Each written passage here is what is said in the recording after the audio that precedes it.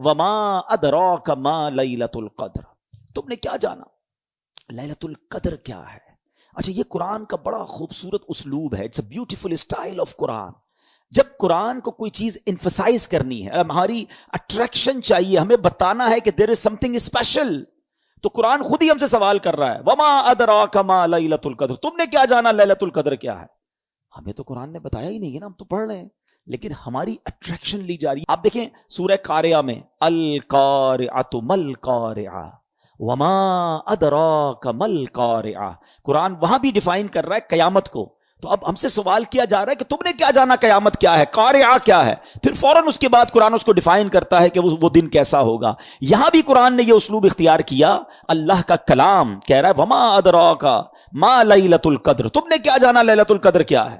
پھر آگے خود قرآن بتا رہا ہے لیلۃ القدر خیر من الف شہر، یہ رات 1000 مہینوں سے بہتر رات ہے. اب 1000 مہینوں کا مطلب کیا ہوا؟ 83 years and 4 months، اپروکسیمیٹلی 83.5 سال. یہ سوال ذہن میں آ سکتا ہے کہ قرآن نے 100 سال نہیں کہا، 150 سال نہیں کہا، 1000 مہینوں کی کیلکولیشن کہاں سے آئی؟ سبحان اللہ. اس کے پیچھے بہت سارے شان نزول علماء نے بیان کیے. ایک شان نزول یہ ہے کہ نبی پاک علیہ الصلوۃ والسلام نے بنی اسرائیل کے ایک بہت عظیم بزرگ کا واقعہ صحابہ کرام کو سنایا. ان کا نام تھا حضرت شمعون رضی اللہ تعالیٰ عنہ. واقعہ کیا تھا؟ واقعہ یہ تھا کہ وہ اللہ کے بڑے ولی تھے، بڑے جاندار بھی تھے، بڑی اللہ کی انہوں نے عبادت کی، اور ایسی عبادت کی کہ 1000 مہینوں تک وہ روزانہ روزہ رکھتے تھے، رات کو عبادت کرتے تھے اور جہاد بھی کرتے تھے، اور بڑے طاقتور بھی تھے. ان پر کافر قابو نہیں پا سکتے تھے، اور بڑی چال چل کر بڑی مکاری کے ساتھ انہوں نے ان کو گرفتار کیا، اور پھر ان کو یوں سمجھے کہ ٹکڑے ٹکڑے کر کے شہید کیا گیا. بڑا ظلم بھی ہوا ان کے اوپر. پھر جنہوں نے ان کو شہید کیا ان پر عذاب بھی نازل ہو گیا. بڑا طویل واقعہ، میں اس کو شارٹ کر کے بیان کیا میں نے.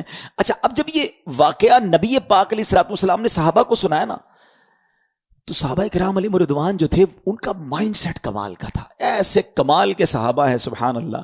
اب جب یہ واقعہ سنا، اب آپ نے بھی سنا، میں نے بھی سنا، ہمیں تو لگتا ہے کہ یار کتنے بڑے بزرگ تھے ماشاءاللہ، کتنی عبادت کی، کتنا ثواب کمایا. وہ فوراً اپنی نیکیوں کے بارے میں فکر مند ہو جاتے تھے.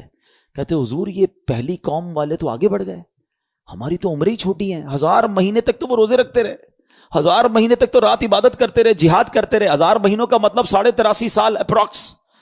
ہماری تو عمر 60 70 80 سال. یہ تو ہمارے پاس ٹائم ہی نہیں ملتا، اتنا ٹائم ہی نہیں ہماری لائف میں. وہ نیکیوں میں آگے بڑھ گئے. یہ